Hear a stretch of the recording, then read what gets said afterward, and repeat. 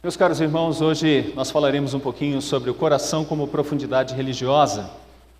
E quero dizer a vocês que tenho um interesse nessa área, mas a minha posição principal, eu chamo de posição principal ou de vocação principal, é a de pastor. Me vejo nessa incumbência feliz de ser pastor. Dura, difícil, complicada, com muitos problemas, mas alegre e feliz por saber que estamos servindo ao Senhor. E eu digo que o meu hobby está na vida acadêmica, no JMC, em outros lugares que dou aula também. E essa parte específica que o seminário está tratando, ela é de grande valor para todas as áreas, inclusive para a área de quem quer ser um bom pastor. Afinal de contas, nós lidamos com as ovelhas e lidamos com dificuldades que as ovelhas sentem no campo apologético, no campo de defesa da sua fé. E também quando nós encontramos aqueles que chamamos de não crentes ou ímpios, que ainda não têm essa compreensão da verdade do Evangelho. E pela esperança que temos da ação de Deus eficaz na vida dessas pessoas, nós pregamos o Evangelho. Então a tônica básica que podemos trazer para nós nesta noite é aquela de Paulo a Timóteo: prega a palavra. E meus irmãos, nós pregamos a palavra e a palavra vai atingir corações. E quando nós falamos de coração, nós entramos em uma série de questões. Por exemplo, o coração é a sede das nossas decisões, envolvendo a nossa vontade e os elementos intelectuais.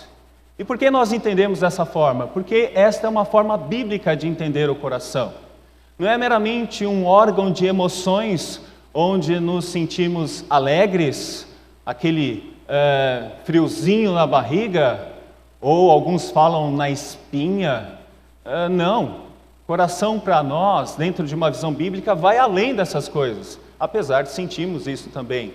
Coração, dentro de uma visão bíblica, pegando o Antigo e Novo Testamento, é o centro de todas as questões fundamentais da existência humana. Então, nós estamos utilizando isso agora como um elemento fundamental, porque a profundidade religiosa de todos nós envolve esse aspecto que nós chamamos de fundamental e crucial entre a ligação de um ser temporal com o ser eterno, que é o ser de Deus. É fundamental que nós entendamos isso. E eu, claro, estou pedindo licença a Hermann Doivert para utilizar a sua fundamentação dentro desse campo com relação ao coração. Mas não fico somente nele. Na primeira parte, claro, temos alguma coisa muito mais específica de Hermann Doivert. Mas, na segunda parte, eu procuro demonstrar o quanto isso é fundamental no coração do regenerado que está no mundo que jaz no maligno. Então, quando nós falamos de coração, nós podemos entender dentro desse ponto de vista bíblico. E é isso que eu gostaria que fosse um primeiro aspecto da nossa compreensão e do papo que nós teremos daqui por diante. Por exemplo, entendimento da inteligência. São vários os textos, então depois vocês têm o acesso por meio da gravação ou por meio do material de PowerPoint. Deuteronômios 8, verso 5, 20, 29, verso 4, Jó 1, 7, Jó 17, verso 4, Provérbios 2, 2. A capacidade de avaliar e julgar criticamente, Josué 14, 7, Eclesiastes 2, 1.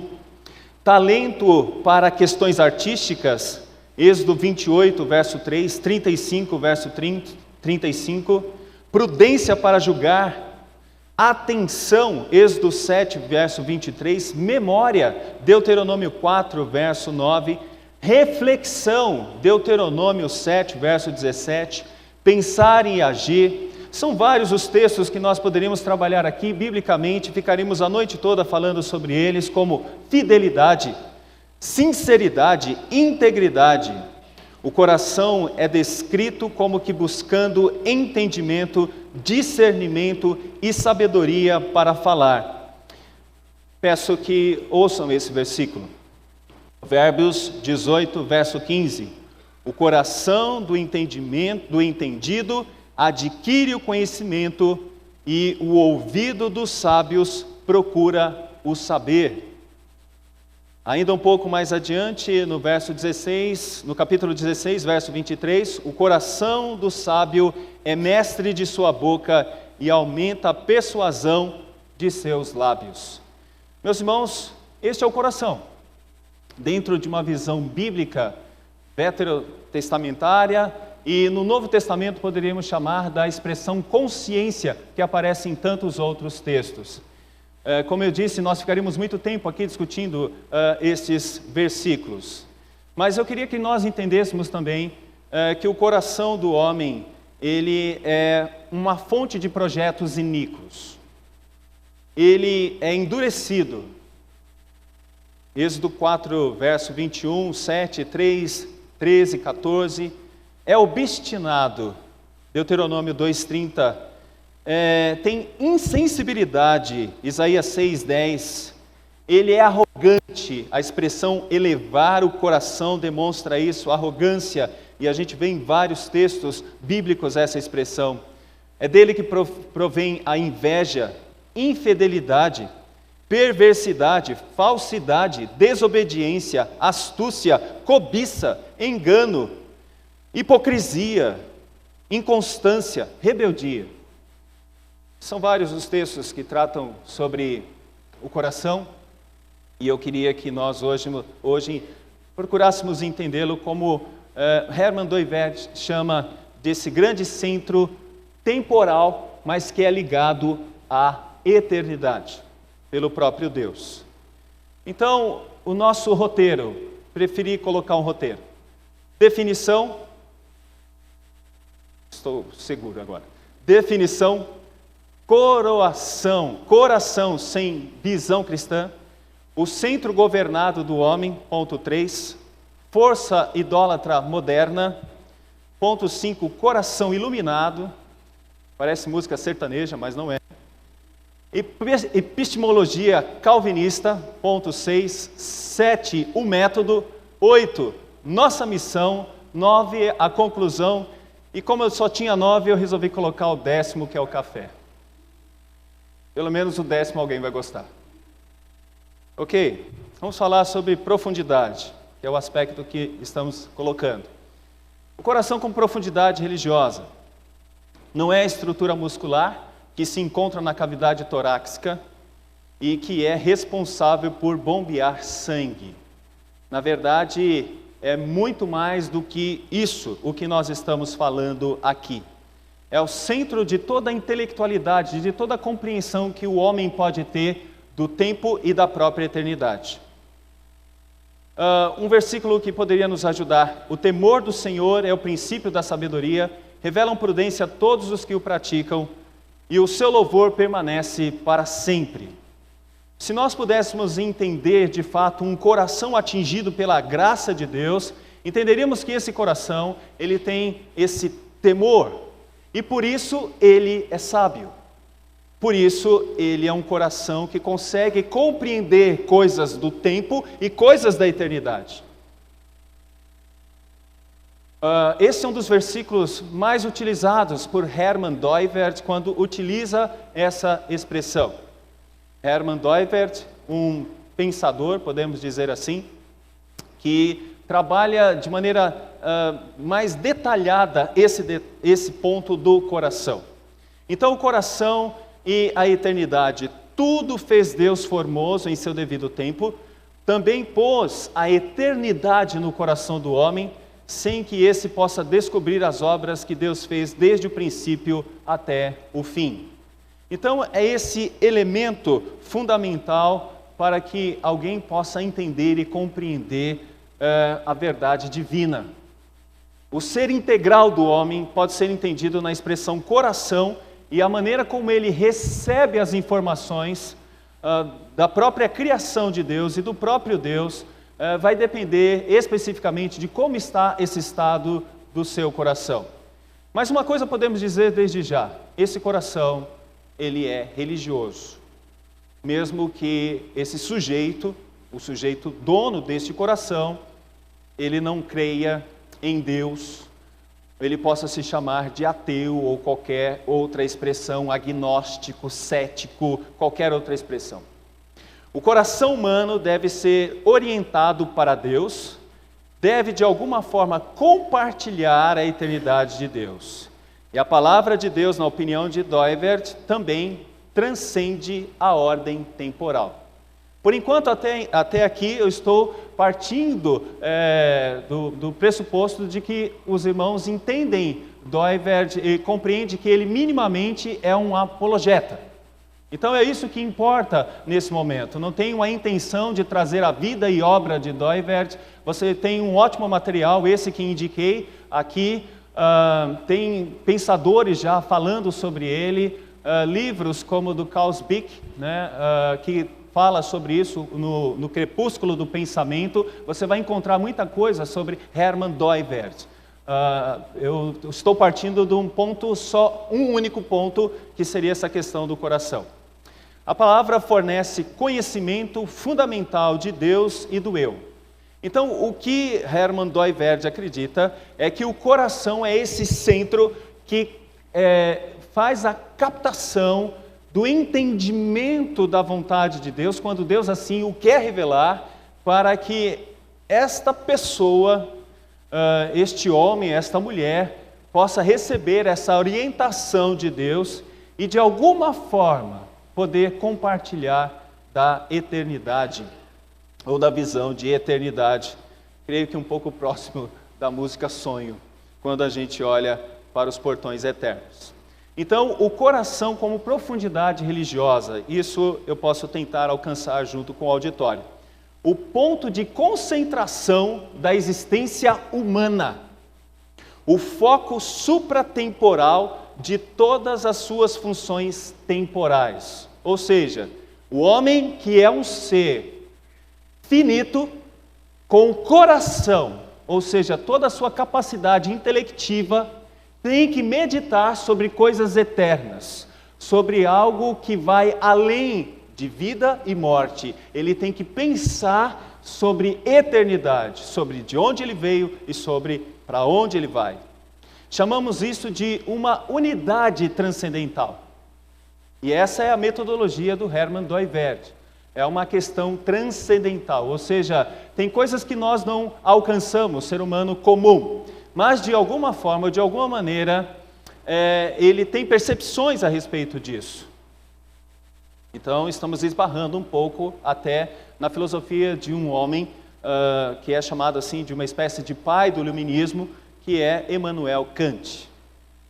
É o coração nesse sentido, é o coração que nesse sentido sobrevive à morte, e é pelo relacionamento religioso do coração na regeneração que todas as funções temporais do homem são renovadas. Então, o que ele está dizendo é que uma pessoa só vai poder ter essa compreensão nítida e verdadeira de Deus, vai poder entender quem é Deus e se relacionar numa visão muito mais ampla do que a sua temporalidade, olhando para a eternidade, se tiver realmente uma ação divina nesse coração. Então, irmãos, percebem que isso já é um ponto de vista calvinista, onde a ação de salvação é a ação de Deus que desvenda os olhos do incrédulo para que ele possa enxergar a glória de Deus e, dessa forma, observar a eternidade. William Ovenel também é alguém que trabalha muito sobre isso. E chamamos o testemunho dele um pouquinho sobre essa questão do coração. O coração deve ser entendido como a profundidade mais íntima do homem, o ponto central ou fundamental em que tudo aquilo que é humano conflui e encontra unidade. Mais um pouquinho? Mas não é apenas isso. Devemos reconhecer também que é no coração que o homem está essencialmente relacionado com a realidade maior. O homem é um ser temporal, terreno, mas ao mesmo tempo ele é um ser destinado à eternidade. O homem está no limite entre o tempo e a eternidade. Ele pode pensar sobre isso. Um animal não pensa sobre isso. Imagine mais ou menos algo assim. Imagine uma galinha, não, um galo. Imagine um galo e ele disse: eu estou hoje no meu 48º dia de vida, cocó. E eu estou pensando, esse terreiro é muito importante para mim, cocó. Mas até onde ele vai? E outra, se eu for até ali, o que pode acontecer comigo? Quantos dias mais de vida eu tenho? Ou seja, nós não vamos pegar um galo com a sua asa fazendo assim e pensando, tentando encontrar a razão dele. E por mais que você tenha um cachorro e ele seja tão amigável com você, por certo, quando ele olha para você, ele não está vendo o seu coração e dizendo: como ela é gentil comigo, como ele é bonzinho para mim. Porque se uma outra pessoa tratá-lo com a comida que você dá, com a água que você dá, com a tosa que você dá, com o banho que você dá, com o pet shopping ou com o veterinário, ele vai olhar para essa pessoa e vai abanar o rabinho da mesma forma. E por que ele vai fazer isso? Não é porque ele encontrou uma outra pessoa doce e gentil, mas é porque ele precisa viver pelos efeitos da sua natureza de animal. E da sua natureza de animal, isso tem um efeito que nós chamamos por instinto, e não por uma reflexão como o que acontece com você e com o seu coração. É o seu coração que faz você pensar em coisas eternas. Ou no caso do ímpio, duvidar que essas coisas existam. É o seu coração que faz você pensar como se você fosse simplesmente uma ameba que tem poucos dias de vida, ou que te faz pensar sobre a eternidade depois da sua morte. Então é nesse sentido que William Ovenel está nos apresentando esse aspecto do coração, seguindo uma linha muito próxima, é clara, da mesma escola do Herman Doivert. Falando um pouquinho sobre isso. Caminhos do orgulho pecaminoso. Por que precisamos de apologética? Porque é através da fala, como vocês já têm aprendido aqui, da pregação, que tem como sentido básico, fundamental, demonstrar amor ao próximo, é que nós alcançamos as pessoas para que elas possam experimentar desse real contato do seu ser temporal com a própria eternidade. É isso que nós gostaríamos tanto de ver, e nisso nós almejamos principalmente a glória de Deus, porque é maravilhoso ver ímpios se dobrando e louvando a Deus e bendizendo o nome de Deus, e entendendo a razão da vida deles. Porque a pior coisa é você viver desgovernado, sem saber de onde veio, nem para onde vai, e qual é a sua razão. Aliás, as pessoas escondem isso, mas a nossa geração é uma das gerações que mais pratica o suicídio. A nossa geração é uma daquelas que mais usa remédios para tentar se acalmar ou tentar encontrar felicidade. Sabe por quê? Porque as pessoas estão tentando encontrar felicidade em coisas que não são eternas, mas que são coisas temporais, como o próprio coração é temporal. Se não tiver uma compreensão da realidade atemporal da eternidade com Deus. O coração, deixa eu pegar aqui uma fala de Herman Doivert. O coração cristão é governado pelo motivo fundamental da criação, queda e redenção, que resume a história da Escrita. Mas olha o que ele diz. Mas os pensadores caídos abraçam outras alternativas. Em outras palavras, vocês já conseguiram perceber aqui, cosmovisão, que está na moda. Cosmovisão, está aqui. É isso que ele está dizendo. E é claro, Herman Doivert teve contato com pessoas que já pensavam assim. Bavinck é uma referência para Herman Doivert. E toda a estrutura de Bavinck, e nós estamos alegres porque temos Bavinck hoje na nossa língua.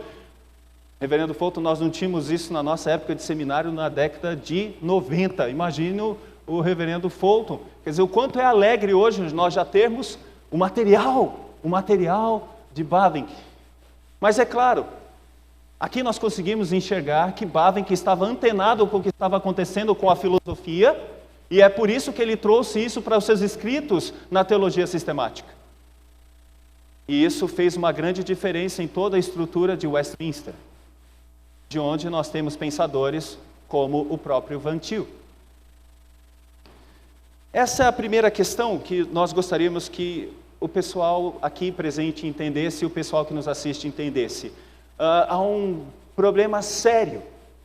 A profundidade do coração, ela é extremamente afetada pelo pecado, e essa religiosidade que é natural em todos nós, se transforma na pior coisa possível. Ao invés de adorarmos a Deus, adoramos a criatura. Adoramos a criatura ao invés do Criador. É isso que o Herman Dooyeweerd está dizendo nessa expressão. Mas os pensadores caídos abraçam outras alternativas. E aí é necessário que a gente entenda um coração não cristão, porque lidamos com isso. E esse é o segundo ponto da minha palestra. Um coração não cristão. Chamo um testemunho. Todos gostamos muito dela aqui, eu tenho certeza. Quem conhece? Olha a palavra dela. Perdemos a cultura e continuamos perdendo os nossos filhos. A história trágica e repetitiva é que os jovens crentes criados em lares cristãos vão para a faculdade e abandonam a fé. Por que este padrão é tão comum? Em grande parte porque eles não foram ensinados a desenvolver uma cosmovisão bíblica. Em vez disso, o cristianismo é restrito a uma área especializada de crença religiosa e de devoção pessoal. Meus irmãos, nós estamos numa época que é chamada de reavivamento do pensamento calvinista em todos os lugares. E esperamos que no Brasil não seja diferente. Mas esse é o detalhe que nós gostaríamos de chamar a atenção. Estamos vivendo também uma época em que, ao mesmo tempo que as pessoas entram pela porta da frente da igreja, muitas pessoas estão saindo por outra porta, porque quando se deparam com desafios apologéticos, entram em parafuso. Há uma necessidade de entender que existe uma força contrária em todos, buscando uma adoração idólatra. E é na faculdade que muitas vezes nós vamos encontrar isso. Contudo, é importante que nós entendamos que estar atentos a isso significa ter uma compreensão de que o coração de todas essas pessoas precisam ser atingidos com uma reflexão mais exata e o que Nancy Pearce chama de um cristianismo que não pode ser restrito, mas é um cristianismo que precisa estar além. E essa é a minha informação hoje aqui.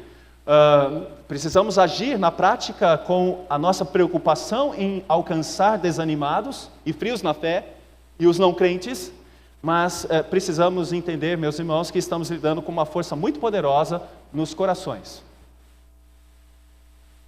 O matemático John L. Paulus, que escreveu o livro Irreligion, para demonstrar que os argumentos clássicos que sustentam a existência de Deus são absolutamente inconsistentes do ponto de vista lógico. Porque precisamos de apologética, porque existem pessoas assim. Apologética não no sentido da palavra em inglês de desculpa, mas se nós trabalharmos no sentido da palavra, no sentido mais próximo do grego, nós vamos entender que é um ato jurídico, onde estamos, na verdade, demonstrando o valor da nossa fé, ou a veracidade da nossa fé. Então, precisamos chamar algumas pessoas que não acreditam. Já chamamos aqui o John Allen, chamo também Yuval Noah Harari. Alguns dos meus alunos, nós temos conversado sobre isso. 24 de fevereiro de 1976, quero dizer para todos, que este rapaz, ele está, de uma certa forma, sendo o garoto propaganda hoje de uma visão mais cética ou agnóstica. Ele é alguém que está alcançando vários lugares. Por exemplo, é um dos livros de cabeceira do inventor do Facebook, Zuckerberg. Então, ele faz questão de mostrar esse livro como uma referência para ele, para ele. E quantas pessoas são influenciadas por um pensamento assim? Bom, eu não preciso dizer para vocês que esse livro, o Sapiens, é um dos livros mais vendidos no mundo todo. E a nossa apologética não tem sentido se nós ficarmos somente no nosso cantinho discutindo as nossas questões e não entendendo o que está acontecendo lá fora com as pessoas. Esse é o material, ou o que nós chamamos de Bíblia atual dos crentes, dos incrédulos atualmente. O livro aborda a história da humanidade desde a evolução arcaica, uma espécie de idade da pedra, até o século 21. Seu principal argumento é que o Homo sapiens domina o mundo porque é o único animal capaz de cooperar de forma flexível em largo número e faz por ser a única espécie capaz de acreditar em coisas que não existem na natureza e são produtos puramente de sua imaginação, tais como deuses, nações, dinheiro, direitos humanos. O autor afirma que todos os sistemas de cooperação humana em larga escala, incluindo religiões, estruturas políticas, mercados e instituições legais, são, em última instância, ficção. É isso mesmo. Se ele olhar para nós aqui, esse grande grupo reunido, ele diria, que interessante, todos eles reunidos em torno de uma ficção, que eles chamam de teologia reformada. Interessante isso. O homem consegue, com a sua imaginação, aglutinar pessoas e reunir pessoas. Ele vai dizer, essa é a diferença entre nós e chimpanzés, ou símios. Eles não conseguem se organizar dessa forma. Nós sim, nós conseguimos fazer dessa maneira. E com isso, ele quer demonstrar para nós que o que nós somos na grande maioria das nossas atividades há 2000 anos é uma grande invenção, uma grande ficção, e que essa ficção ela tem sustentado o mundo, mas está levando o mundo para uma espécie de destruição. E com isso, olha que interessante, ele trata do humano e ele trata também dos animais domésticos, dos animais que sofrem por essas problemáticas. Então ele é um defensor de várias questões hoje que são estipuladas como normativas, e que quem vai contra elas podem ser intitulados de preconceituosos. Por exemplo, ele é casado com outro homem e entende que a questão de sexo opção sexual é uma questão de escolha, que não se deve matar animais para alimentação ou coisas desse tipo, e tratar animais domésticos da maneira como está sendo tratado é um grande problema. Eles deveriam ser tratados com toda a dignidade, e por aí vai. Ele chega a chamar a atenção de algo mais ou menos assim. Imagine se um alienígena chega no nosso mundo e vê como nós tratamos a outra espécie, que são os animais. Eles ficariam horrorizados. Imagine um extraterrestre chegando e eles, estou horrorizado. Na língua do extraterrestre. Como que isso pode acontecer? Nós não podemos fazer isso. Então ele demonstra que tem que ter uma certa... Deixa eu pegar só algumas coisas, só para a gente perceber o que é um coração na sua profundidade religiosa. Sua tese é que depois de 70 mil anos depois, nós que podemos ser comparados com os mais insignificantes animais, somos agora os dominadores deste planeta.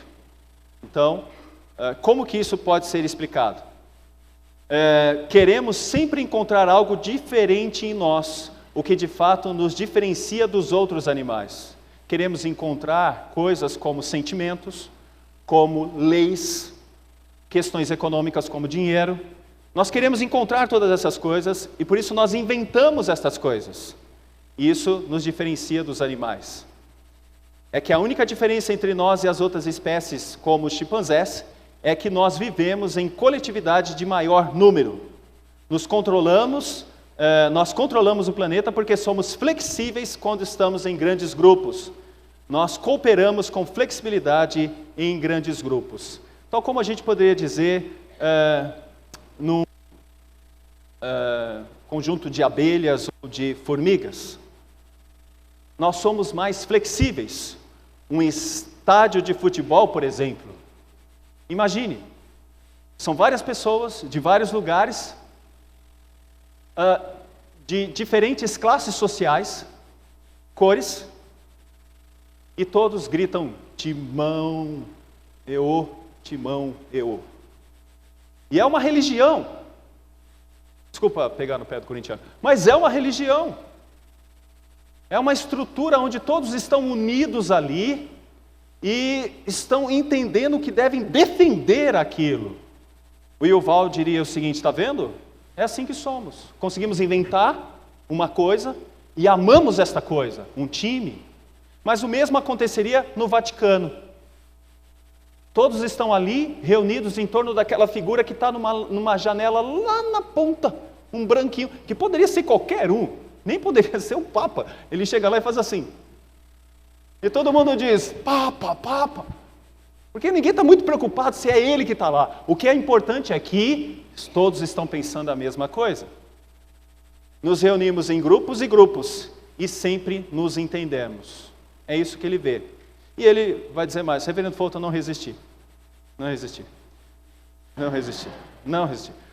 Ele vai dizer, geralmente não conhecemos as pessoas que até têm as nossas vidas em suas mãos.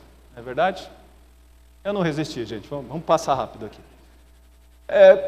Por que conseguimos viver assim? E eu não vou demorar muito nele, porque o nosso tempo é curto. A resposta é a nossa imaginação. A resposta é a nossa imaginação. O que estamos vendo aqui, se eu pudesse falar, a gente trabalharia vários pontos dele, mas eu tenho que acelerar. O que nós estamos vendo aqui é um homem que tem alcançado aí uma certa proeminência no contexto internacional, e ele critica de várias formas todas essas coisas e estabelece um critério de compreensão do mundo. E qual é o critério de compreensão que ele tem do mundo? Ele vai dizer o seguinte, o critério de compreensão é: o homem é um resultado de um processo evolutivo que se transformou numa espécie de grande animal desenvolvido, mas não com questões de garras e presas, mas com a sua intelectualidade. E com essa intelectualidade ele começou a pensar em dominar, em trabalhar, em fazer coisas, e por isso ele foi sobrevivendo. A grande arma deste homem é a sua mente. O que é isso? Um princípio de fé, de onde você procura entender de onde você veio. O que ele pensa de nós hoje? Nos evoluímos tanto a ponto de conseguir projetar as nossas intenções em fantasias que coordenam as pessoas. Política, economia e outras formas de manter a sociedade. E qual é o fim? A grande preocupação dele é que nós estamos transferindo a nossa capacidade mental para as máquinas. Então significa que lá no futuro as máquinas, por certo, serão um grande desafio desta geração atual agora. Ele está com medo de um grande apocalipse final, onde tudo se redunda numa falta de existência humana. Meus irmãos, isso é cosmovisão. É isso. Só que sem Deus, essa cosmovisão se torna algo interessantíssimo para aqueles que não são cristãos.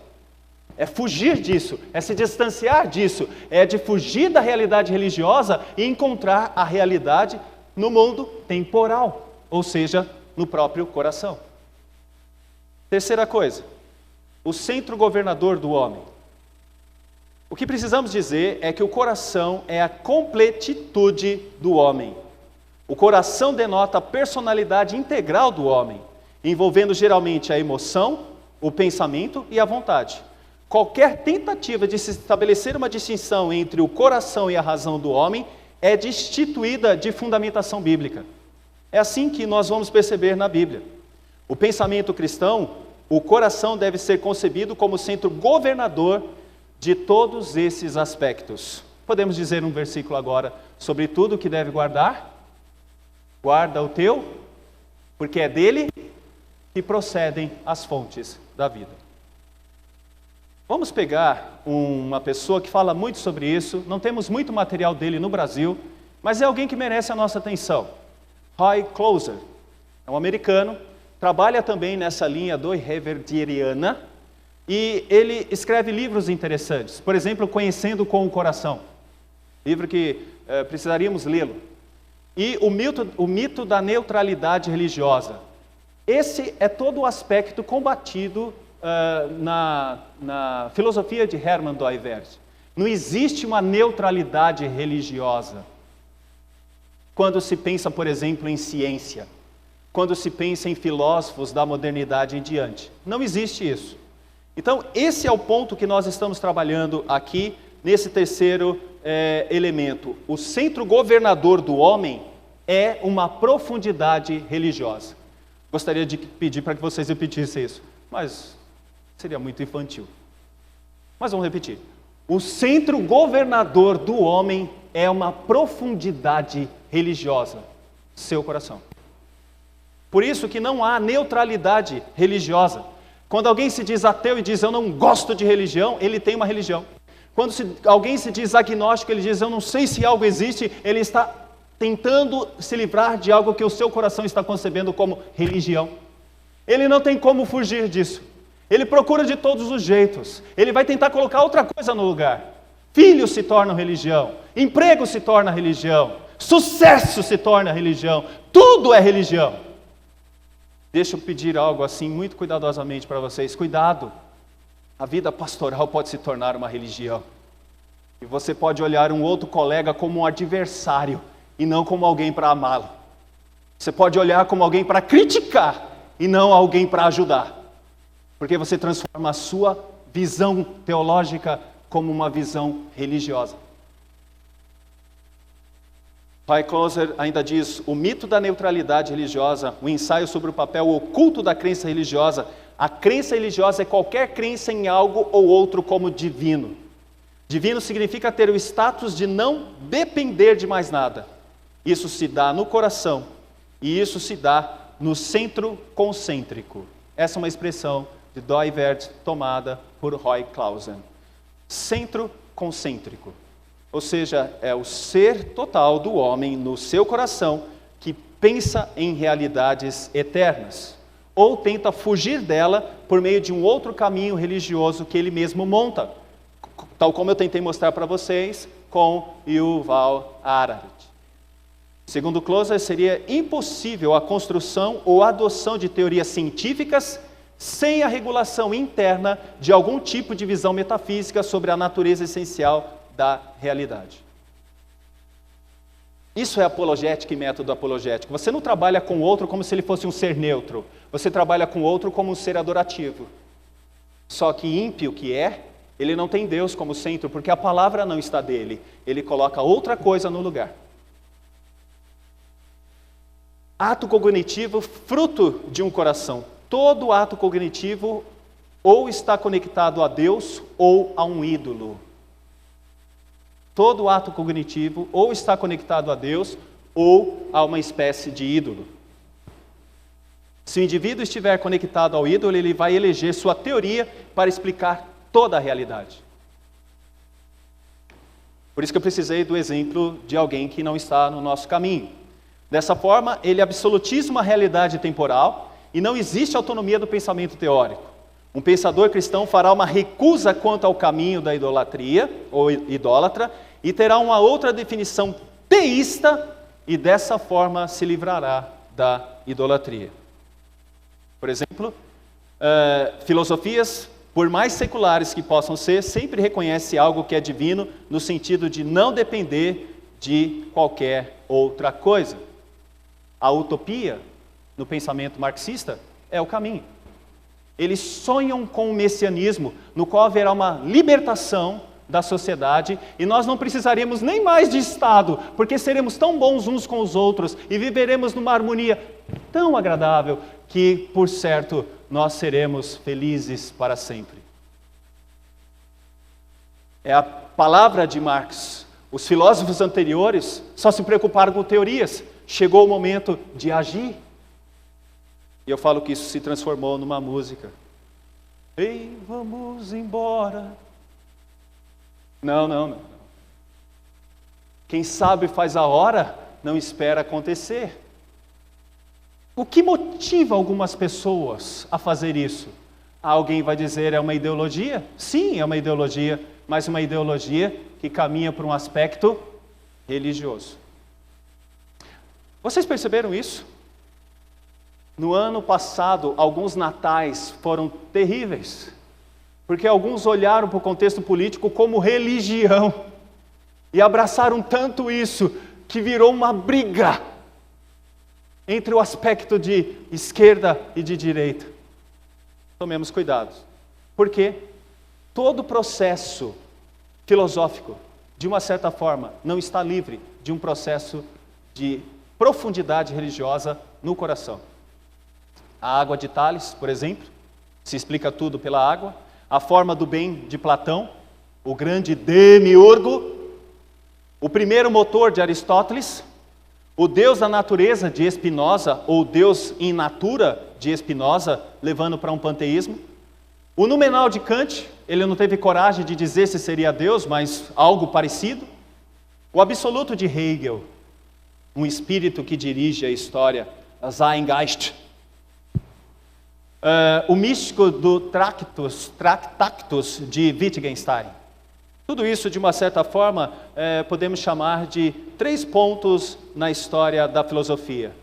Forma e matéria, principal divisão do mundo na filosofia grega, por isso que Tales precisa da água, porque ele encontra Deus na água, ou um Deus na água.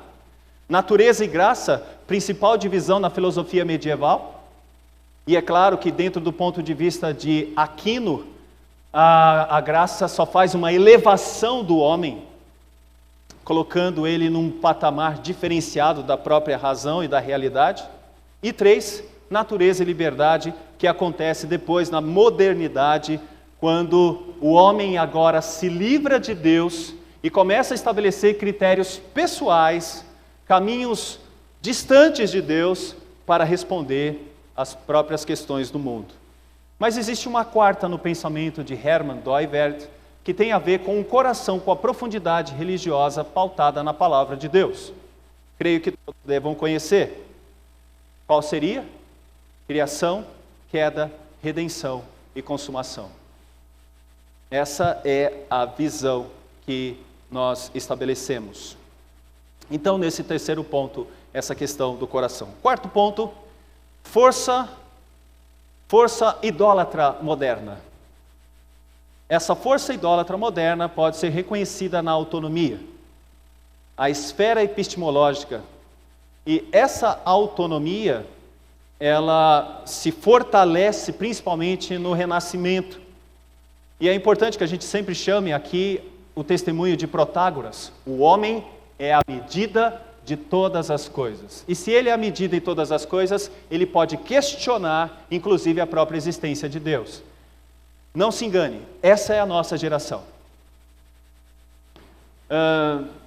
Quando eles parecem negar uma razão autônoma, como os sofistas dos escotos, Hume, e o existencialismo e o pós-modernismo, eles tipicamente exaltam a vontade ou o sentimento autônomo, uma idolatria em seus corações.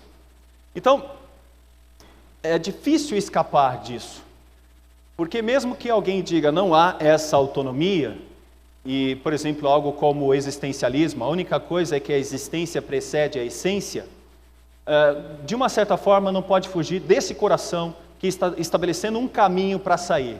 É como se nós voltássemos a Romanos 1, creio que já foi estudado aqui, e você colocasse um ídolo no lugar de Deus. Você adora uma outra coisa no lugar de Deus. Esse seria uma espécie de compreensão do racionalismo continental.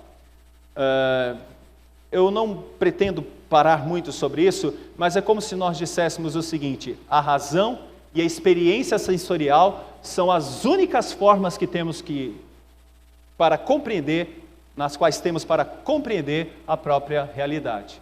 Razão e as experiências sensoriais. Eu vou rapidinho passar isso aqui para vocês, numa espécie desse tipo de discussão, quando há aparente conflito entre essas duas capacidades. Por exemplo, racionalistas. Platão é chamado de um racionalista. Ele diz que a realidade está no mundo das ideias. E no mundo real, temos, na verdade, as inverdades ou projeções do que seria esse mundo real. Ele concebe tudo isso na sua mente, isso é racionalidade. Do outro lado, vocês vão ver Locke. Locke é um empirista. E Locke acreditava que o homem é uma tábula rasa. Isso significa que ele vai assimilando os conhecimentos à medida que ele vai tendo experiências na sua mente. Platão acreditava na primazia da razão. Primeira coisa é pensar e meditar sobre coisas eternas. Locke seria na experiência sensorial para alcançar estas coisas eternas. Meus irmãos, aqui você já começa a ver a diferença de cosmovisões. E é assim que é o mundo. E o Dooyeweerd vai pegar isso e vai dizer, está vendo? Eles não entram em consenso. Se a verdade tivesse de ser conhecida no princípio teórico, nós já teríamos uma resposta.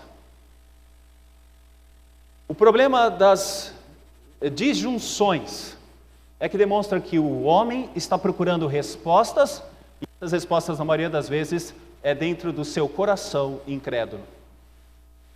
Você tem o método racionalista, que resolverá em favor da razão, e no outro, o empirista, que resolverá em favor da experiência. De um lado, você tem uma visão dedutiva, de um lado, uma visão indutiva, ou seja, da mente, e o outro dos sentidos. Um outro a priori e o outro a posteriori. Princípios a priori como inatos e já os posteriores como aqueles que acontecem depois da experiência. Eu queria trabalhar esse elemento somente com a posição deste homem. De 1600 a 1800, nós vamos perceber essa derrocada onde o homem procura a sua autonomia. Eu trabalho um autor chamado Thomas Reid, e ele diz que o início de tudo isso começou com Descartes. Tem muita coisa boa em Descartes, não podemos dizer que não. Sua visão de método ajuda muito. Mas eu concordo com Thomas Reid quando ele diz que Descartes ele se tornou uma espécie de porta para essa autonomia e a liberdade moderna. Ele é conhecido como o primeiro filósofo verdadeiramente moderno. 1596, 1650. Alguém que viveu próximo da Reforma e alguém que foi ligado à Igreja Católica de uma certa forma, mas que tinha pensamentos renascentistas caminhando para a modernidade. Ele estava determinado a encontrar conhecimento que fosse absolutamente certo. Conhecimento que ele claramente, distintamente perceberia como verdadeiro. Então, ele resolveu duvidar de tudo. Ele estudou num colégio, La Flèche, que era um colégio jesuíta, e ele disse que tudo que ele aprendeu ali foi apenas repetição. Não teve desenvolvimento mental onde pudesse entender de fato a verdade e a realidade do mundo lá fora. Então ele resolveu criar uma coisa, meio com medo da própria Inquisição, ele resolveu criar uma espécie de filosofia que desse uma resposta para essas dificuldades que vivia a academia naquele momento. Ele resolveu então criar uma dúvida chamada dúvida hiperbólica, duvidar de tudo. E quando a gente fala isso, os alunos ficam sempre irritados, né? Porque ele começou a duvidar de tudo e ele criou um método no qual ele duvidou dele mesmo. Da sua própria existência. Alguém vai dizer, isso é coisa de filósofo mesmo. E alguns diriam que ele fumou alguma coisa.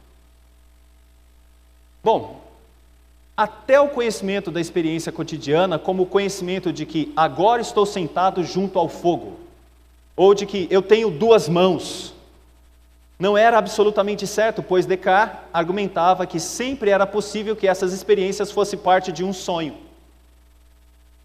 Considerou até mesmo a matemática como duvidosa, pois era pelo menos possível que um demônio malévolo ou um gênio maligno o enganasse para que pensasse falsamente, por exemplo, que 1 mais 3 é igual a 4. Então ele criou uma dúvida chamada dúvida hiperbólica. Quero que você pense em uma coisa que geralmente na faculdade não se fala. Dúvida de tudo, dúvida da Bíblia. Dúvida da palavra de Deus. O que poderia libertá-lo do ceticismo da dúvida radical? Em última análise, a dúvida em si. A única coisa que ele não podia duvidar era que ele estava duvidando. Ou seja, eu não duvido que eu estou duvidando. Mesmo se ele fosse vítima de um gênio maligno, o gênio maligno o fizesse duvidar, não podia duvidar de que estava duvidando. A dúvida era qualquer que fosse a causa. E mesmo que estivesse sonhando, não podia duvidar que, como participante do sonho, estivesse em dúvida. Então ele percebeu claramente e distintamente que estava duvidando e percebeu que sua própria dúvida não podia ser duvidada. Mas o que é a dúvida? É uma atitude de uma mente, um processo de pensamento. Assim, a dúvida prova a existência do pensamento e, por sua vez, prova a existência de um sujeito pensante. Daí a observação mais famosa de Descartes, cogito ergo sum. Penso, logo existo. Aqui ele reproduz o argumento do contra-acadêmicos de Agostinho, mas em um contexto muito diferente. Agostinho diria, creio, por isso eu entendo. Ou seja, para Agostinho, a informação é, se eu tenho uma capacidade de crer, e essa capacidade veio de Deus para crer, então eu o conheço. Ele está tirando Deus da história, tirando Bíblia da história, e estabelecendo somente uma coisa, o eu. O eu. É isso que nós chamamos de porta aberta para a modernidade. A porta aberta para a modernidade é o que eu penso, o que eu sei, o que eu imagino. Para Agostinho, o argumento tinha algum valor em refutar o ceticismo, mas não era um fundamento último para crer em Deus e a possibilidade de conhecimento. Eu chamo aqui o Fromm para nos dar uma palavra sobre isso. Assim, essa biografia intelectual de um homem conta a história do renascimento do raciocínio autônomo. Durante os períodos medieval e renascentista, os filósofos procuraram acumular conhecimento para si, comparando e contrastando autoridades. Escritura, tradição da igreja, filosofia grega. Descartes e seus sucessores varrem tudo isso, colocam tudo de lado e começaram de novo, assim como os gregos por volta do ano 600 a.C. Afastou todas as velhas ideias religiosas e os mitos do Olímpio para buscar o conhecimento apenas na razão. Foi isso que Descartes fez. E os próximos a ele vão fazer isso também. Mas é claro, deixa eu dizer uma coisa. Eles não poderiam falar isso com todas as letras. Então sempre chamaram a atenção de um ser superior para tentar compreender isso. Ou era uma visão panteísta, ou era uma visão deísta. Porque se você pensa, você é originário de alguma coisa ou de alguém. Descartes vai dizer, sim, provavelmente pode ser um demônio, então tem que ser Deus. E aí todos ficaram felizes porque diziam, Descartes está falando de Deus? Nada, isso abre espaço para você pensar qualquer coisa. Deus ser poderoso, energia. Aliás, vamos passar energia agora uns aos outros aqui, o clima não está bom. Seria isso que alguns poderiam falar quando se dizem Deus. E aqui uma coisa minha. Eu entendo que esse é todo o ponto moderno. Você percebe que uma pessoa consegue frequentar uma missa, um culto numa igreja protestante e uma cerimônia no candomblé, sem nenhum problema? E o que ela diz? Tudo tem um lado bom. Tudo é muito agradável. Você percebe isso? Essas pessoas de alguma forma têm algo religioso nelas.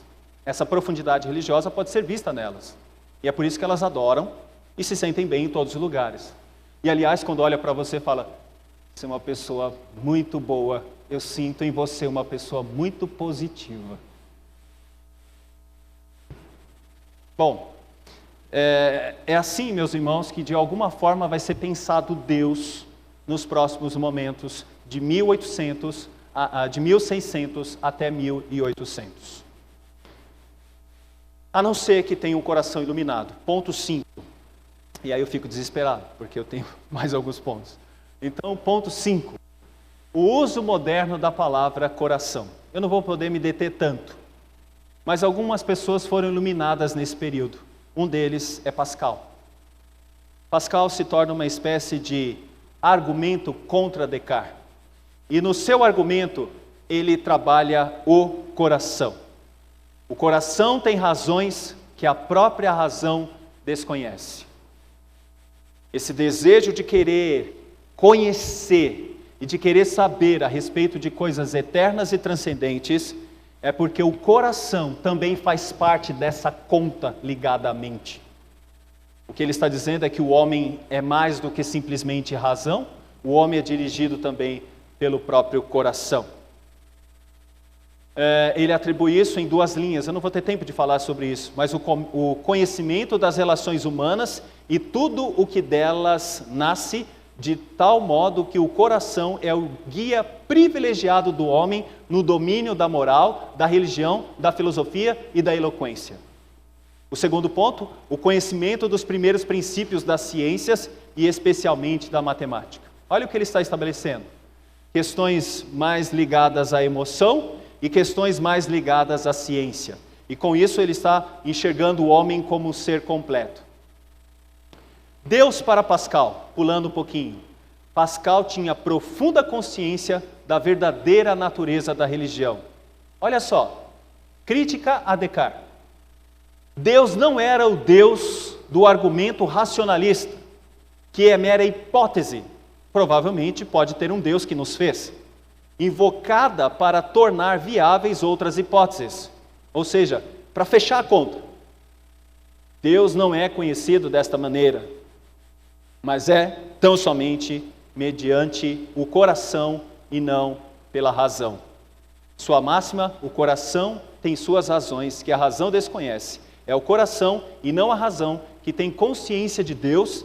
A fé é isto, Deus é o percebido intuitivamente pelo coração e não pela razão. Claro, aqui estou falando de um católico. E vocês vão dizer, como que a gente pode nesse momento utilizar um católico para falar dessa profundidade do coração e dizer que ele alcançou algo diferente? Simples, a gente tem que entender o contexto daquela época.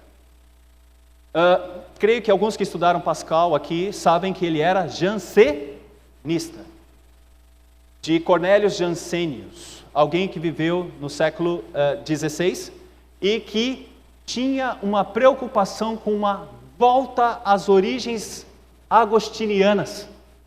E nesse retorno às origens agostinianas, ele tem uma preocupação em colocar a ação de Deus graciosa como elemento crucial. Isso não é explicado pela razão, isso é uma ação efetiva de Deus no homem. Por que Pascal, então, se aproxima mais de nós? Porque ele está muito próximo de uma visão calvinista. Pascal, então, é uma referência para nós. Estudem os pensamentos de Pascal. Vocês vão ter coisas boas lá. Porque temos esse contato nesse processo jansenista. Mas cabe a nós entender Calvino. E aí o sexto ponto. Calvino, nas Institutas, afirma explicitamente que Deus não revelou a nós como a si mesmo, mas apenas em relação a nós. É o que em teologia sistemática chamamos de balbuciar.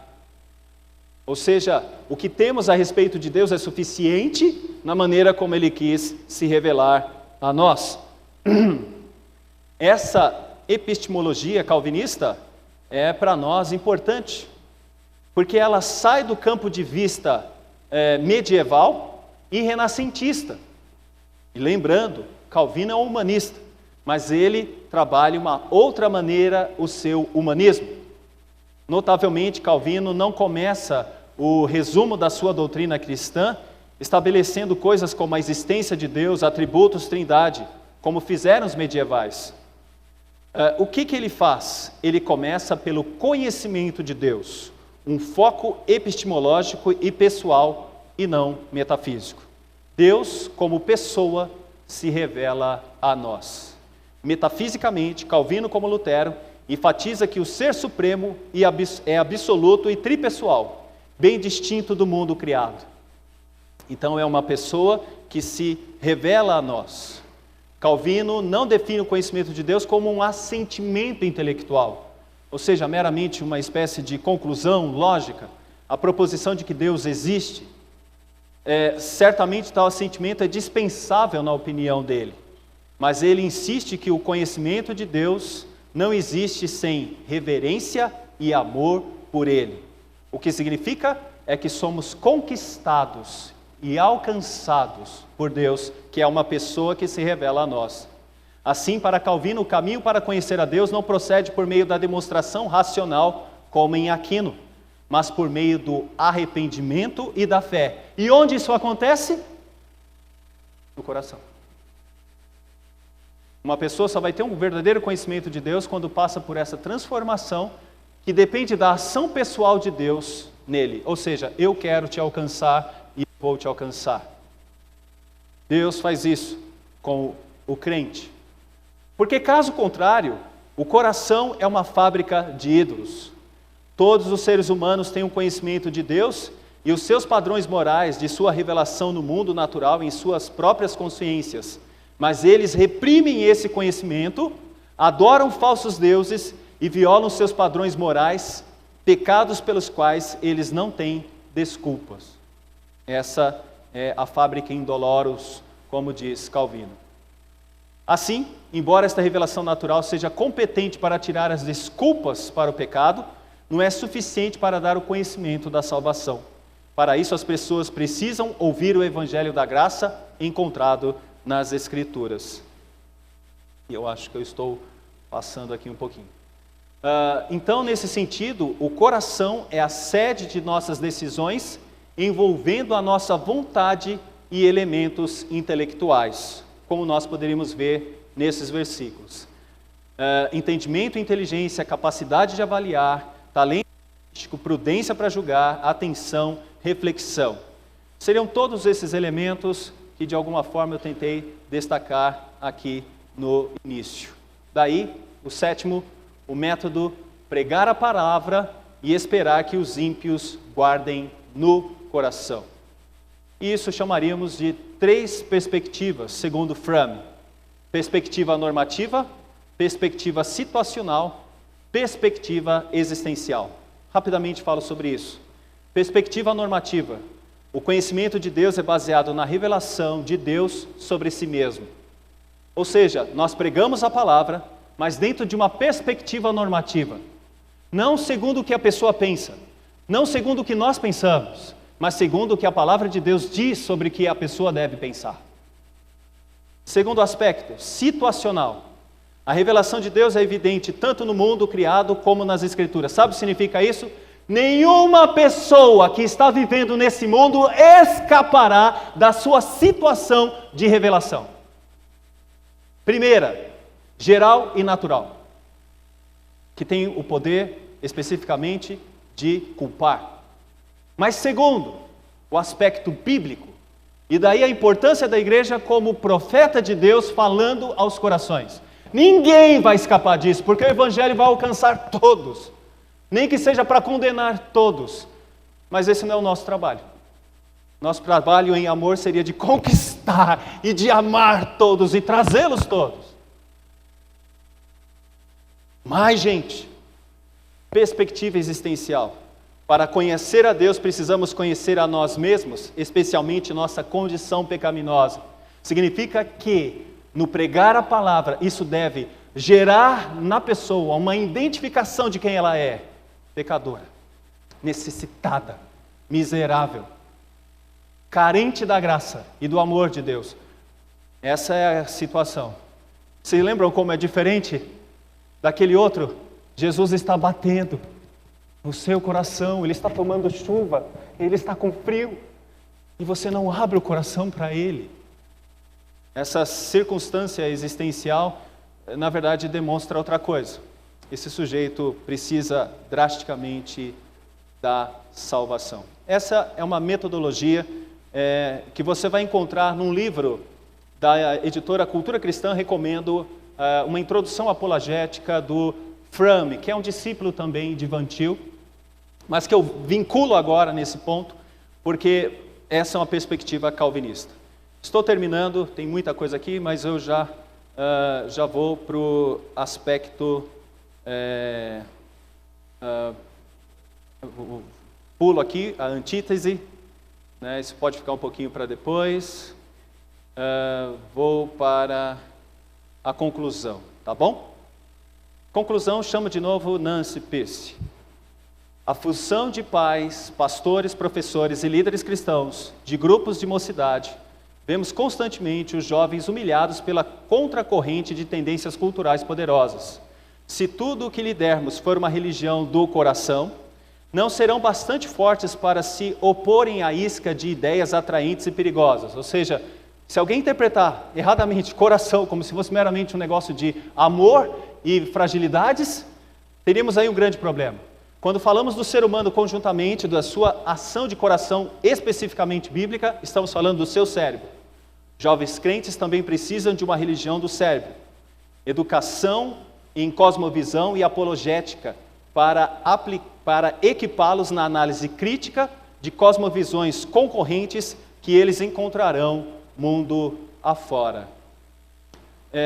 Eu pulo o Ferrer e coloco aqui o final. Pergunto: homens sapiens ou homo religiosos? Resposta: homos religiosos. Os marxistas afirmam que, no final das contas, o comportamento humano é moldado pelas circunstâncias econômicas. Os freudianos atribuem tudo a instintos sexuais reprimidos. Os psicólogos comportamentais encaram os seres humanos pela ótica de mecanismos de estímulo-resposta. Todavia, a Bíblia ensina que o fator dominante das escolhas que fazemos é a nossa crença suprema ou o compromisso religioso. É isso que está acontecendo. Contudo, alguns querem nos dizer que os anteriores são intelectuais e nós somos meramente religiosos. Não, todos são religiosos, mas Deus tem abençoado um povo com a verdade da palavra, e isso muda a profundidade do sistema que une a temporalidade com a eternidade. Deus e a sua palavra em nós. Que Deus os abençoe e que saibamos valorizar isso nas nossas vidas.